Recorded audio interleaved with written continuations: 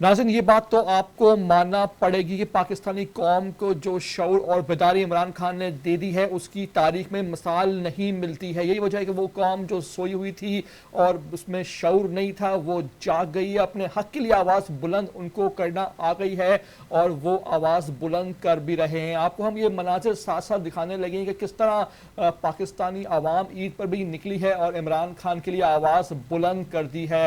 पूरे रमज़ान आपको हमने दिखाया है कि पीछे वाले सड़कों पर निकले, रात गए, रैलियां निकाली, कन्वेंशन मुनक्किद की, अफ्तार पार्टीज की, और अब ईद पे मौके पर भी पीटीआई वाले कहां पीछे रह जाने वाले थे। यही वजह है कि पाकिस्तान के तोलो अर्ज में जहां जहां जिसको मौका मिला वो सड़कों पर निकला और इमरान खान के लिए आवाज बुलंद करता दिखाई दिया। फैसलाबाद के मनाजर हैं जहां रैली निकाली गई और फिर फजा इमरान खान के नारों से गूंजना शुरू हो गई। साथ साथ आपको सुनिबिया ताहिर के मनाजर दिखा रहे हैं जहां रावलपिंडी में हमेशा की तरह वो निकली और इमरान खान के लिए आवाज़ बुलंद की। इस मौके पर वो क्या कहती पाई गई, आपको हम ये उनकी गुफ्तगू भी साथ साथ सुनवा रहे हैं।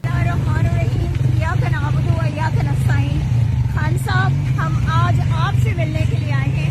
हमारी कोई ईद, और यकीन करें कि हम सब आपको बहुत मिस करते हैं और हमारी दुआ है कि अल्लाह ताला आज के दिन के सदके आपको जल्द अज जल्द वापस अपनी कौम में लाए और आप अपनी कौम के साथ ईद मनाएं और पाकिस्तान के लिए आगे बढ़ें।